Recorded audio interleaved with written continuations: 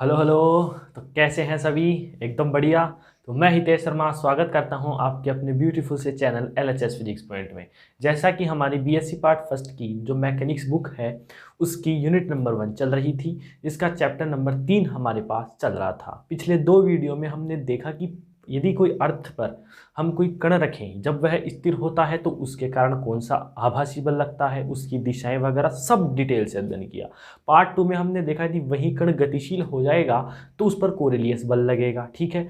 उसका भी हम डिटेल से अध्ययन किया। वहाँ इन दोनों चैप्टर से हमारे दोनों जो लेक्चर हैं वहाँ से हमारे पास एक बहुत इंपॉर्टेंट फॉर्मूला निकल के आया है, वो है ओमेगा का। क्या है याद हो गया होगा, omega is equal to omega cos lambda J cap dash plus omega sine lambda K cap dash. मैं बोल रहा हूँ कि अर्थ के जितने भी अब एप्लीकेशंस होंगे, 2 एप्लीकेशन है अपने पास, वहाँ ओमेगा की वैल्यू सेम रहेगी, वो चित्र भी सेम रहेगा एज इट इज। अब मैं चित्र दोबारा से नहीं बताऊंगा, पिछले 2 लेक्चर में मैंने 3 बार आपको डायग्राम समझा दिया है, ठीक है। तो आपको वो सभी ओमेगा कैसे निकाला था, इस प्रकार से वो एक बन रहा था, वहाँ से मैंने ओमेगा निकाला था, ठीक है। तो सभी आपको पता है सब कुछ। बस आज हमें पढ़ना है, इसका पहला एप्लीकेशन पढ़ेंगे आज हम, जिसका नाम है कि पृथ्वी पर यदि ऊर्ध्वाधर, पृथ्वी पर कोई ऊर्ध्वाधर ऊपर से हम कोई पिंड गिराते हैं तो वो पिंड क्या है, अब गतिशील है।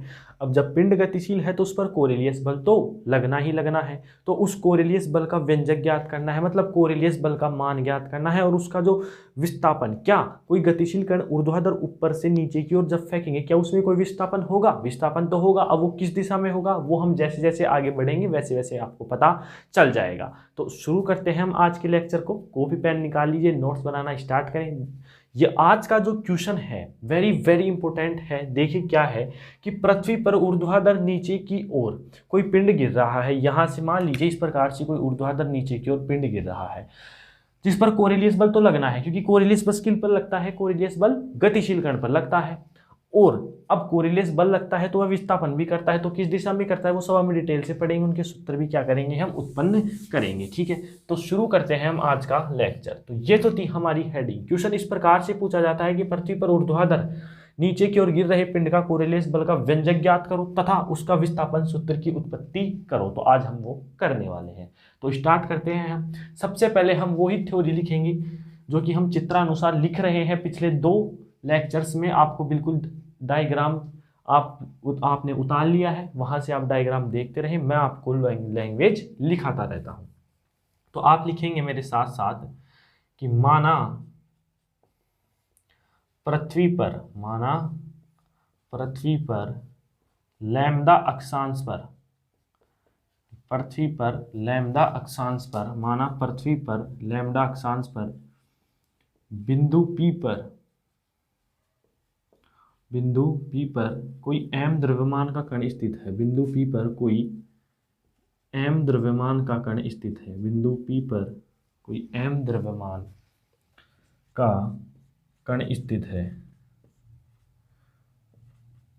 बिल्कुल, यदि आप चित्र देखेंगे तो वहां पर यही मिलेगा आपको कि माना पृथ्वी पर लैम्डा अक्षांश पर बिंदु P पर कोई m द्रव्यमान का कण स्थित है। यही आपको मिलेगा जब आप उस डायग्राम में देखेंगे। तो बिल्कुल इस प्रकार से अर्थ थी हमारे पास। यहाँ लैम्डा अक्षांश पर बिंदु P था। लैम्डा अक्षांश की मैंने बता दी। अक्षांश किसे कहते हैं? मान लीजिए अर्थ पर कोई भी पार्टिकल है, उसका केंद्र के साथ जो मिलाने वाला सदिश है उसका भूमध्य रेखा के साथ जो एंगल बनता है वही क्या कहलाता है? अक्षांश। और यहाँ लैम्डा अक्षांश है, ठीक है। तो वो डायग्राम में देखकर आपको ये समझ में आ गया होगा। माना पृथ्वी पर लैम्डा अक्षांश पर बिंदु P पर कोई m द्रव्यमान का कण स्थित है। अब मानेंगे क्या, यदि पृथ्वी नियत कोणीय वेग, यदि पृथ्वी नियत कोणीय वेग, नियत से ही तो घूमती है, नियत कोणीय वेग कितना? ओमेगा, जिसकी वैल्यू होती है 7.29 × 10⁻⁵ रेडियन पर सेकेंड, वो नियत ही तो है।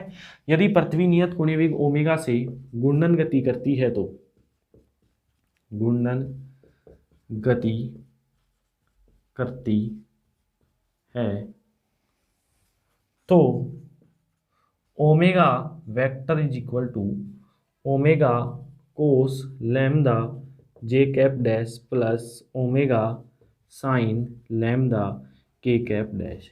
ये होता है, ये मैंने ऑलरेडी आपको बता दिया है, फिर भी चलो मैं आपको एक बार फिर से डायग्राम बताता हूँ। खुश हो गए होंगे आप।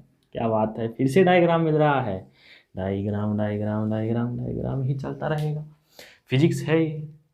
हैप्पी हो तो खुश हो। चलो, ये है हमारे पास अर्थ। यहाँ पर कोई बिंदु क्या है, पी स्थित है। ये वही क्या है, ओमेगा है। ये वही क्या है, भूमध्य रेखा है। इसके केंद्र के साथ ये क्या बन रहा है, लैम्डा अक्षांश पर। वही फ्रेम है एक्स डैश, वही ऊर्ध्वाधर जेड डैश, वही क्या है वाई डैश, ठीक है। वही क्या है, ओमेगा है। ये कितना है, लैम्डा है, ठीक है। ये क्या था, ओ डैश था जिसकी दूरी आर थी। ये क्या था, लैम्डा था। ये क्या था, 90 माइनस का लैम्डा था। इस प्रकार से ओमेगा की वैल्यू तो आप यहाँ से निकालेंगे, इस प्रकार से यहाँ से। दिस साइड कौन है, वहाँ omega cos lambda, omega cos lambda, और इसका एकांक सदिश वाई डैश का जे कैप डैश, उसके लंबवत omega sine lambda Z dash का के कैप डैश। तो ये था अपना डायग्राम। समझ में आ गया ना तो कि ओमेगा हम कैसे निकाल रहे हैं। चलिए अब देखिए इसको, चित्र को एक बार और देखेंगे हम। अब आप पूछ रहे होंगे कि आप कर क्या रहे हैं। अब हम कर रहे हैं, हमारे को पहले हम देख रहे हैं कोरेलियस बल का मैं व्यंजक ज्ञात करूंगा। तो यहाँ पर मैं लिख रहा हूँ कोरेलियस बल का फॉर्मूला, ठीक है। कोरेलियस बल का फॉर्मूला क्या होता है, F C vector is equal to minus का 2m omega into V dash vector. यही होता है ना कोरेलियस बल का मान। क्या क्या आ गया है अपने पास, ये तो कांस्टेंट है, ओमेगा की वैल्यू आ चुकी है, हर में फिक्स रहेगी, कोई दिक्कत तो नहीं है। अब डायग्राम फिर से बता दिया। वी डैश चाहिए अब मेरे को। अब वी डैश कैसे निकलेगा, देखिए वी डैश को निकालने के लिए हम देखेंगे कि माना कण को ऊर्ध्वाधर गिराया जा रहा है, इस प्रकार से बिल्कुल ड्रॉप किया जा रहा है। तो जब वो ड्रॉप होगा तो उसकी कुछ ऊंचाई तो होगी, मतलब कुछ एच ऊंचाई से तो उसको ड्रॉप कर रहे होंगे, ठीक है। तो अब हम वी डैश निकालने के लिए मानेंगे कि माना कण एच ऊंचाई से ऊर्ध्वाधर नीचे की ओर गिराया जाता है। लिखिए, माना कण एच ऊंचाई से, माना कण एच ऊंचाई से ऊर्ध्वाधर, माना कण एच ऊंचाई से ऊर्ध्वाधर नीचे की ओर गिराया जाता है, नीचे की ओर गिराया जाता है। तो वेग, अब हम सब कुछ ही किस में मान रहे हैं, एच डैश में ही मानते आ रहे हैं पिछले 2 लेक्चर से भी, तो इसमें भी क्या मानेंगे, एच डैश में ही मानेंगे वेग। क्योंकि हमारे पास देखिए ये भी एच डैश में ही नीड मांग रहा है, मतलब इसकी नीड भी क्या है कि मैं एच डैश में ही इसका मेरे को क्या चाहिए, आंसर चाहिए। तो जैसा इसकी रिक्वायरमेंट है हम वैसे ही इसकी क्या करेंगे, पालना करेंगे। आज्ञा का पालन तो करना पड़ेगा, ठीक है। तो करते हैं, देखिए तो वेग क्या हो जाएगा, V dash vector is equal to क्या हो जाएगा बोलिए, वी डैश वैक्टर माइनस का K cap dash. V dash vector is equal to minus का वी डैश माइनस का के कैप डैश। अब आप बोलेंगे कि ये कैसे आया, बिल्कुल इजी है, घबराने की कोई ज़रूरत नहीं है। नीचे की ओर ये जो के कैप है ना, वो किसको व्यक्त कर रहा है, नीचे की ओर एकांक सदिश को। पहले ये लिख लीजिए फिर मैं बताता हूँ। के कैप डैश माइनस का के कैप डैश नीचे की ओर, नीचे की और एकांक सदिश को व्यक्त करता है, एकांक सदिश को व्यक्त करता है। अब दोबारा देखिए आप, अर्थ हम 2 लेक्चर से पढ़ते हुए आ रहे हैं। अर्थ अर्थ अर्थ क्या है, सब कुछ समझ लिया हमने।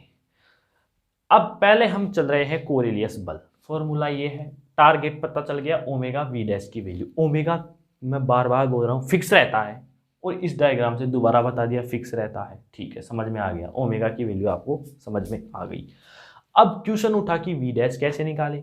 तो जब मैं उसको ड्रॉप कर रहा हूँ ऊर्ध्वाधर नीचे की ओर, शब्द पर ध्यान देंगे, ऊर्ध्वाधर नीचे की ओर, तो ऊर्ध्वाधर नीचे की ओर फेंक रहा हूँ तो कुछ ऊंचाई से फेंक रहा हूँ। अब मान लीजिए मेरे पास ये मार्कर है, तो मैं ये हाँ ऊर्ध्वाधर इसको नीचे की ओर फेंकूंगा तो कुछ इससे मतलब जमीन से इसकी कुछ तो ऊंचाई है ना, मान लीजिए एच ऊंचाई है।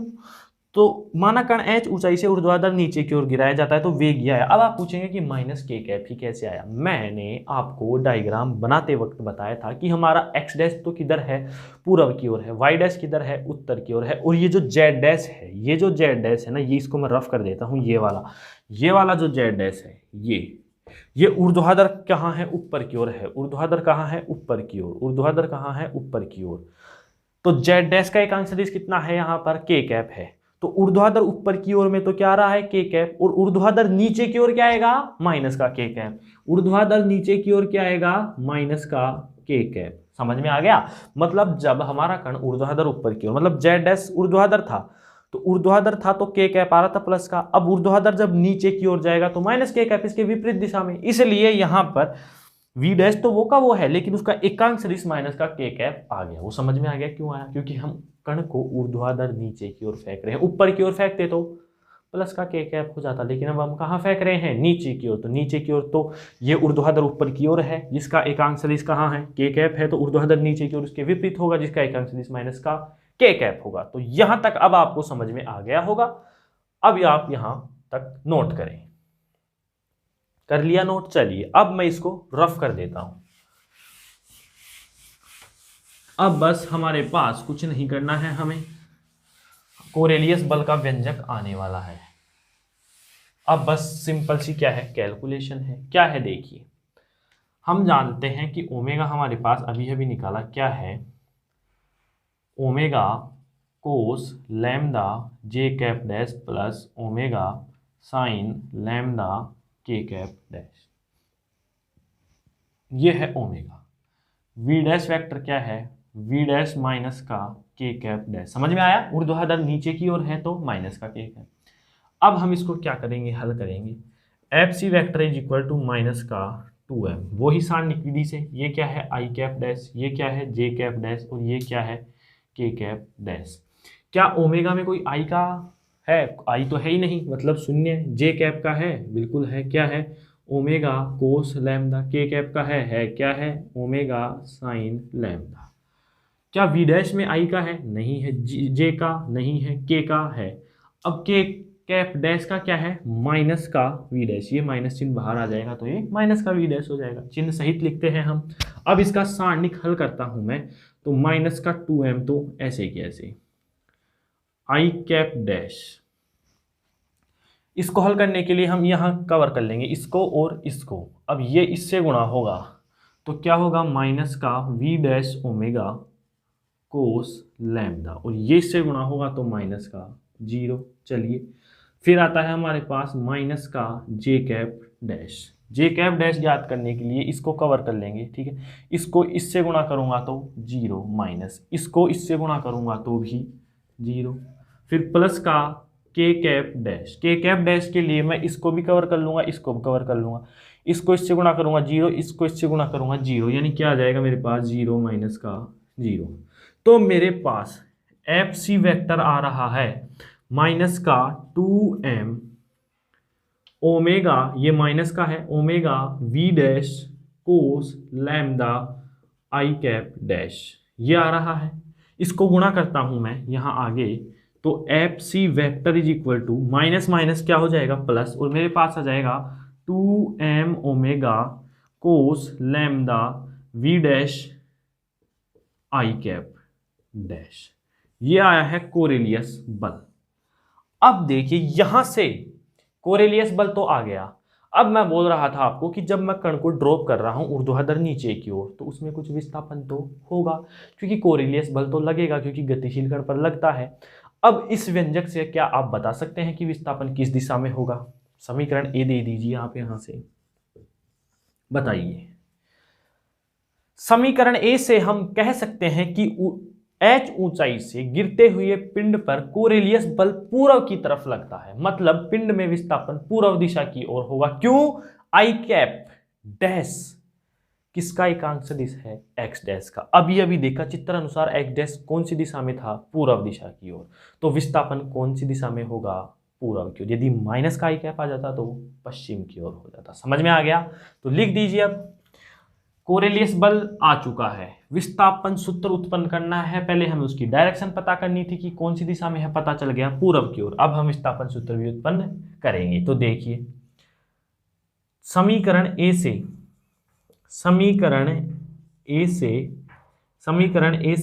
h ऊंचाई से गिरते हुए पिंड, समीकरण ए से h ऊंचाई से गिरते हुए पिंड पर कोरेलियस कोरेलियस बल, कोरेलियस जो बल है वो कहाँ लगता है? पूर्व दिशा की ओर। कोरेलियस बल पूर्व दिशा की ओर लगता है, क्योंकि आई कैप डैश जो है वो एक्स डैश का क्या है? एकांक सदिश। एक्स डैश की दशा पूर्व की ओर, पूर्व दिशा की ओर लगता है, पूर्व दिशा की ओर लगता है। तो ये था हमारे पास कोरेलियस बल का व्यंजक। कुछ भी नहीं किया है। आप यदि ये लिख लेंगे ना 2m omega into V dash minus का, तो ओमेगा की वैल्यू आपको पता है, वी डैश पता चल गया, ऊर्ध्वाधर नीचे की ओर, मतलब माइनस का के कैप लगाना है बस। सारणिक विधि से हल करके ये आ गया है हमारे पास मान, और इससे पता चल गया है कि विस्थापन किधर होगा? पूर्व दिशा की ओर। मतलब कि अब मैं डायग्राम बना देता हूं। चलिए पहले मैं इसका परिमाण भी निकाल देता हूं। तो जब मैं इसका परिमाण निकालूंगा तो एफ सी वेक्टर का जो परिमाण है वो क्या होगा? एकांक सदिश का जो गुणांक है उसका वर्ग करते हैं, यानी स्क्वायर करेंगे इसका, और स्क्वायर करके क्या कर देंगे? रूट कर देंगे। तो इसका जो स्क्वायर है, इसका जो स्क्वायर है वो रूट को क्या कर देगा? कैंसिल कर देगा। रूट को क्या कर देगा? कैंसिल कर देगा।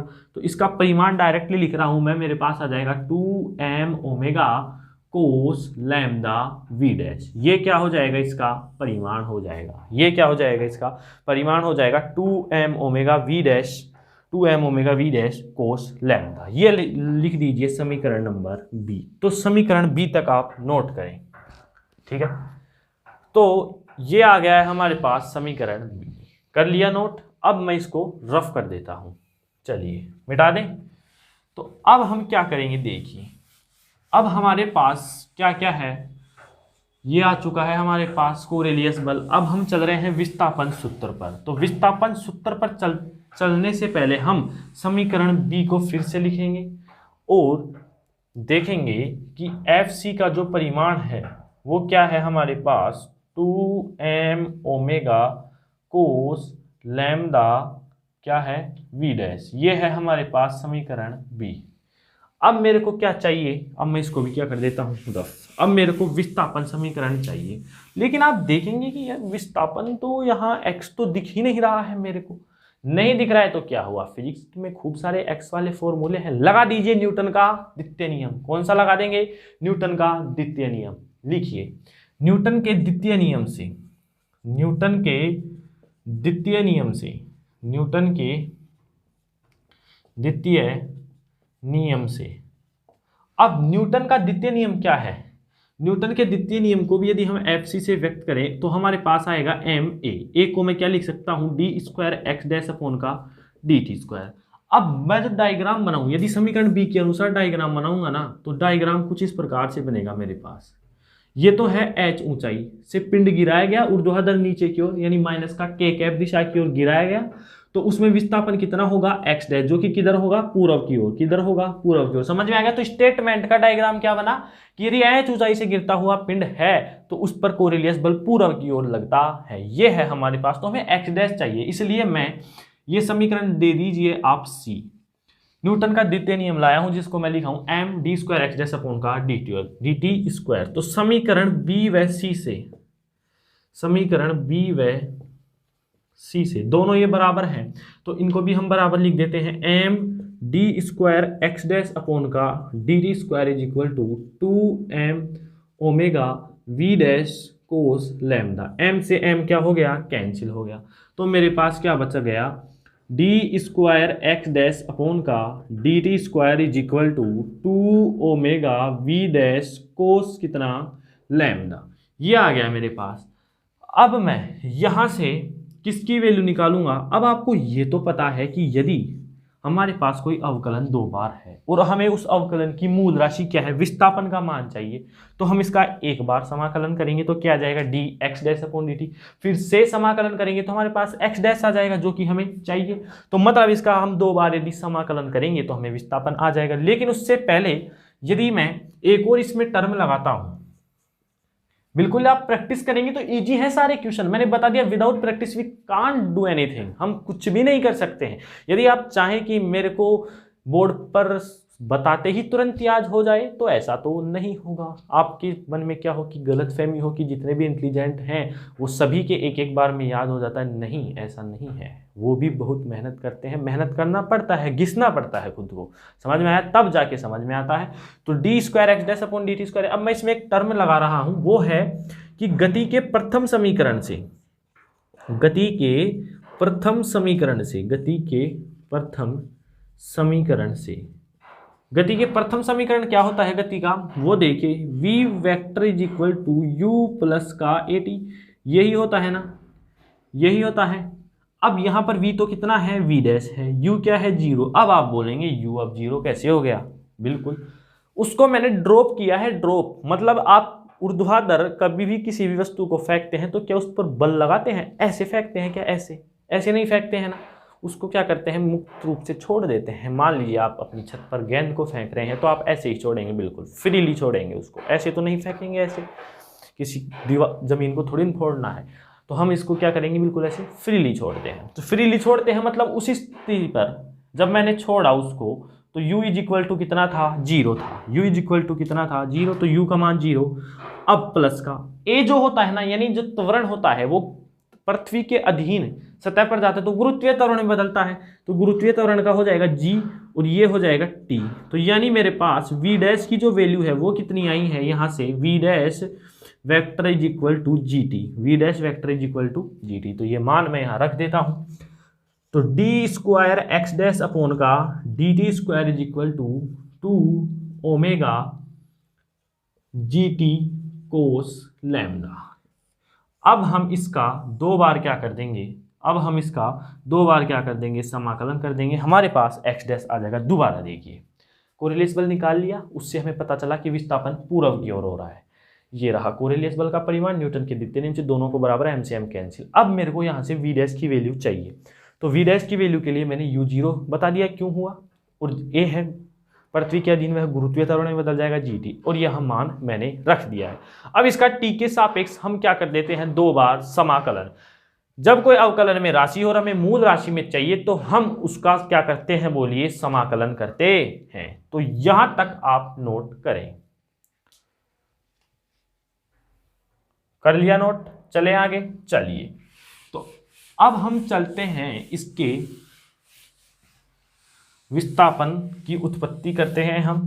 तो डी स्क्वायर एक्स डैश अपन क्या है, 2 omega G T cos lambda. क्या आया हमारे पास, 2 omega G T D square X dash upon का डी डी स्क्वायर क्या आया, 2 ओमेगा जी टी कितना कोस लैम्डा। क्या है ये, 2 omega G T cos lambda. अब हम यहाँ लिखेंगे एक बार समाकलन करने पर, ये क्या आ रही है, इक्वेशन नंबर कौन सी थी, ये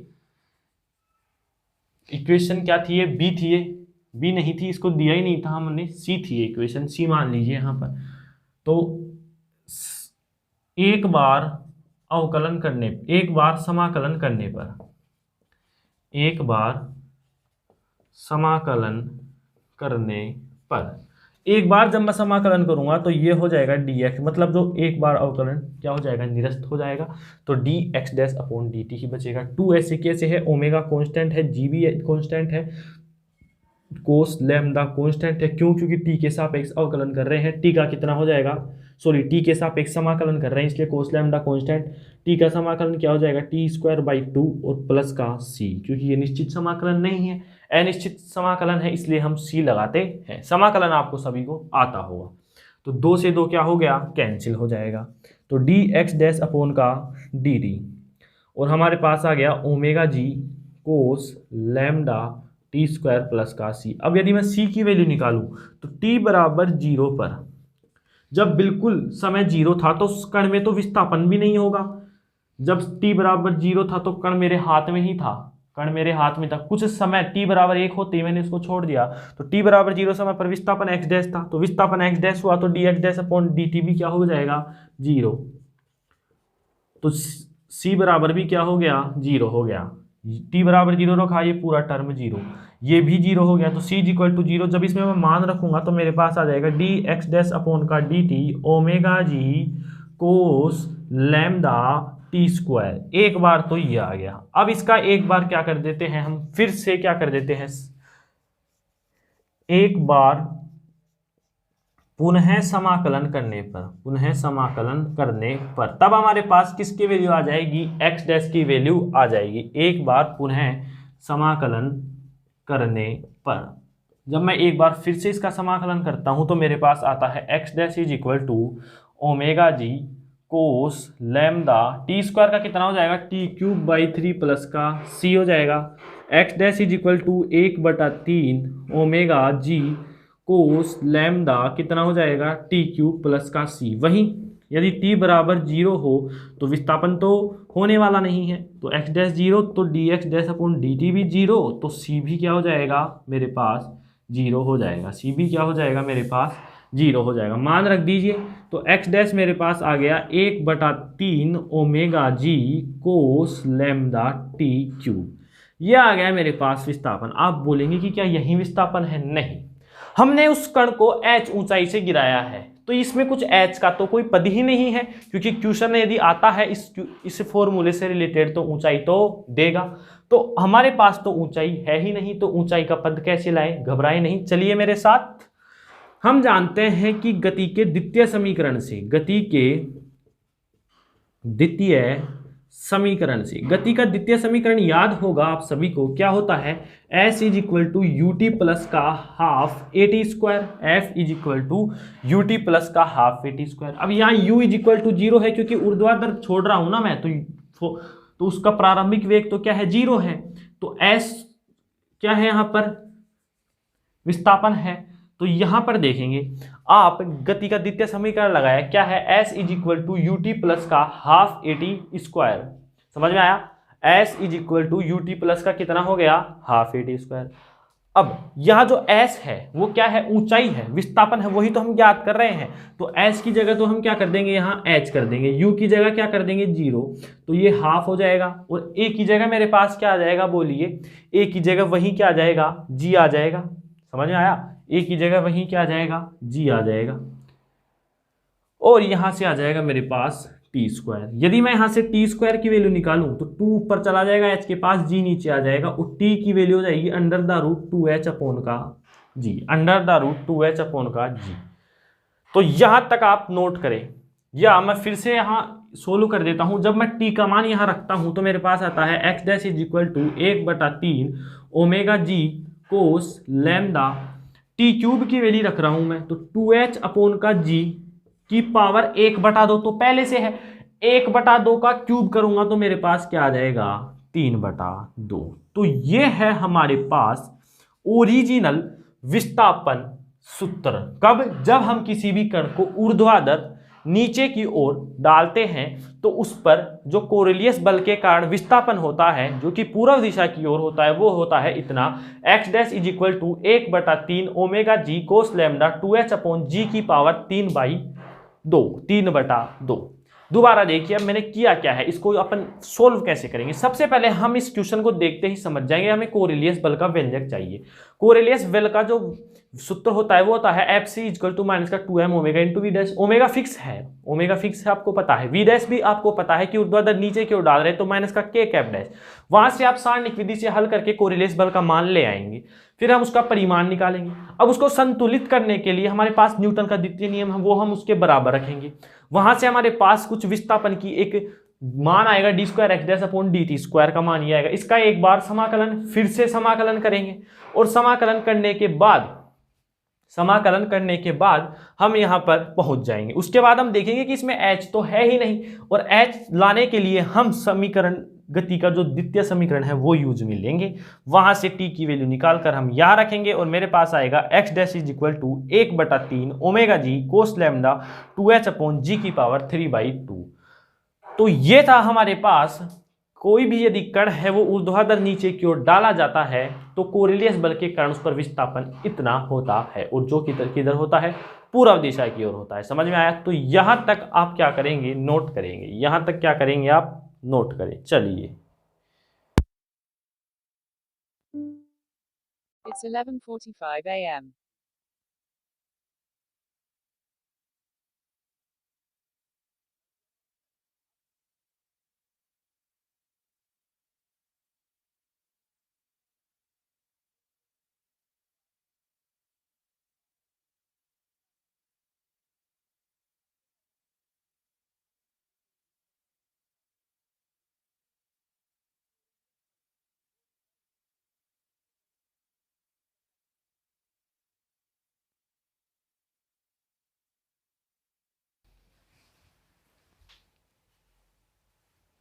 ठीक है, तो मैं आपको बता दूं कि हम इस यहां तक पहुंचेंगे कैसे। सबसे पहले आपको देखना है कोरिलियस बल का formula, F equal to minus का 2m omega into V dash. Omega की वैल्यू फिक्स है, मैंने फिर से डायग्राम बना दिया है। वी डैश आपको पता है, जब भी ऊर्ध्वाधर आएगा नीचे की ओर तो माइनस का k कैप। सारणिक विधि से हल करेंगे और हमारे पास आ जाएगा कोरिलियस बल। हम उसका परिमाण निकाल लेंगे, उसको संतुलित करने के लिए हमारे पास एक न्यूटन का द्वितीय नियम है, उसको बराबर रखेंगे। वहां से डी स्क्वायर एक्स अपॉन का dt की क्या आ जाएगी वैल्यू। वहां से हमें एक्स डैश निकालना है। जब भी कोई अवकलन में राशि होती है तो मूल राशि तक पहुंचने के लिए हम 2 बार क्या कर देंगे, उसका समाकलन कर देंगे। जैसे जैसे हम समाकलन करते हुए आगे बढ़ेंगे तो फिर हमारे पास एक फॉर्मूला आएगा, वहां देखेंगे कि यहाँ h तो है ही नहीं। अब h लाने के लिए हमने गति का द्वितीय समीकरण लगाया, सिंपल, और हमारे पास फाइनली ये फॉर्मूला आ गया है। अब हम देखते हैं इसकी विभिन्न स्थितियां। विभिन्न स्थितियां का मतलब जब कण ध्रुवों पर हो, या कण दो ही जगह हो सकता है अर्थ में, तो या तो वह ध्रुव पर होगा या कहां होगा, वह भूमध्य रेखा पर। तो कंडीशन नंबर फर्स्ट है ध्रुवों पर। ध्रुवों पर देखिए, ध्रुवों पर जो लैम्डा होता है वो कितना होता है 90 डिग्री। ध्रुवों पर लैम्डा कितना होता है 90।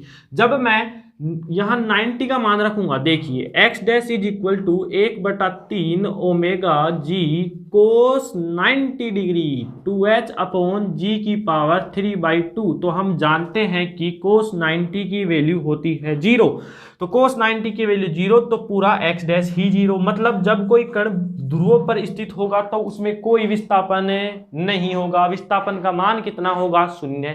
X dash is equal to कितना होगा हमारे पास 0। यानी इस स्थिति में आप लिखेंगे कि कोई विस्थापन नहीं होगा। इस स्थिति में कोई विस्थापन नहीं होगा। इस स्थिति में कोई विस्थापन, क्योंकि एक्स डैश क्या आ गया 0 आ गया, तो इस स्थिति में कोई विस्थापन नहीं होगा। ये तो थी हमारे पास कंडीशन नंबर फर्स्ट। अब मैं सेकंड कंडीशन में चल रहा हूं, जब आपका कण कहां हो भूमध्य रेखा पर। तो भूमध्य रेखा पर आप कोण जानते हैं कितना होता है 0 डिग्री। भूमध्य रेखा पर lambda is equal to 0 degree, यानी कोस 0 डिग्री, या मैं लिख दूं कि cos lambda is equal to cos 0 degree का मान होता है 1। तो जब इसमें मैं 1 रखूंगा तो मेरे पास एक्स डैश का मान आएगा 1/3 ओमेगा जी 2h अपॉन जी की पावर 3/2। 2h अपॉन जी की पावर 3/2। तो इस स्थिति में भूमध्य रेखा पर कण का विस्थापन निम्न ये होता है। यह भूमध्य रेखा पर कण के विस्थापन को व्यक्त करता है। यह भूमध्य रेखा पर कण के विस्थापन को व्यक्त करता है। कण के विस्थापन को व्यक्त करता है। कण के विस्थापन को व्यक्त करता है। समझ में आता है? तो ये था हमारा आज का इंपॉर्टेंट क्वेश्चन, जो कि आपको आसानी से समझ में आएगा। कुछ भी नहीं किया है। आपको यदि पिछले लेक्चर पता है तो ये बिल्कुल इजी है। कोरिलियस बल का फॉर्मूला आपको पता है, ओमेगा की वैल्यू पता है, वी डैश की वैल्यू क्या है पता है। उनको हम सारणिक विधि से हल करेंगे, न्यूटन के द्वितीय नियम के बराबर रखेंगे, 2 बार समाकलन करते हुए इस फॉर्मूले तक आ जाना है। विभिन्न स्थितियां लगानी है। ध्रुव पर लैम्डा इज इक्वल टू 90, भूमध्य पर 0। यदि विस्थापन होता है तो आप लिख देंगे कि यह विस्थापन को व्यक्त करता है, और विस्थापन 0 है तो आप लिख देंगे कि इस स्थिति में कोई विस्थापन नहीं होगा। मैं फिर से बोल रहा हूं कि इन क्वेश्चंस को देखकर घबराना नहीं है, बस प्रैक्टिस करनी पड़ेगी। यदि आप चाहें कि हमारे को एक बार में ही समझ में आ जाता है तो ऐसा बिल्कुल भी नहीं है। घिसना तो पड़ेगा, प्रैक्टिस लगातार करनी पड़ेगी। प्रैक्टिस तो लगातार करनी पड़ेगी। ऐसा नहीं है कि आप एक बार पढ़ा, एक बार पढ़कर भी आपने बंद कर दिया, तो आप जब दूसरे दिन या तीसरे दिन उसको देखते हैं तो आपके साफ है। आपको निरंतरता के साथ अध्ययन करना पड़ेगा। अध्ययन कैसे करेंगे आप इस प्रकार से करें कि जिस दिन आपने 2 पेज पढ़े हैं तो अगले दिन जब आप पढ़ने बैठेंगे तो पहले वो 2 पेज पढ़ेंगे, फिर आप अगले पेज पढ़ेंगे। फिर आप तीसरे दिन बैठते हैं तो पहले वो 4 पेज पढ़ेंगे, फिर अगले पेज पढ़ेंगे। इस प्रकार से आपके जो पहला दिन के जो 2 पेज थे वो बिल्कुल आपके क्लियर हो जाएंगे। इसी प्रकार इस जो ये डेरिवेशन है उसको भी आपको निकालते रहना है। जब आप पहली बार निकालेंगे तो आपको 10 मिनट लगेंगे, दूसरी बार 8 मिनट, फिर 7 मिनट, और फिर आपको बहुत कम समय लगेगा, 3 या 4 मिनट में आपका ये डेरिवेशन हो जाएगा। आपको फॉर्मूला भी क्लियर कट याद हो जाएगा। इस फॉर्मूले के बेस न्यूमेरिकल आते हैं एग्जाम में, तो आपको ये बिल्कुल समझ में आ गया होगा। ठीक है, कल हम पढ़ेंगे कि यदि कोई कण, अब ये तो क्या था, ऊर्ध्वाधर हम नीचे की ओर फेंक रहे थे। इसी प्रकार यदि मैं कोई कण ऊर्ध्वाधर ऊपर की ओर फेंकता हूं तो उसमें कोरिलियस बल का व्यंजक और वहीं हम विस्थापन सूत्र ज्ञात करेंगे। ठीक है, तो आज का लेक्चर आपको समझ में आ गया होगा। तो मिलते हैं एक नए लेक्चर के साथ, तब तक के लिए आप पढ़ाई करते रहें। All the very very best.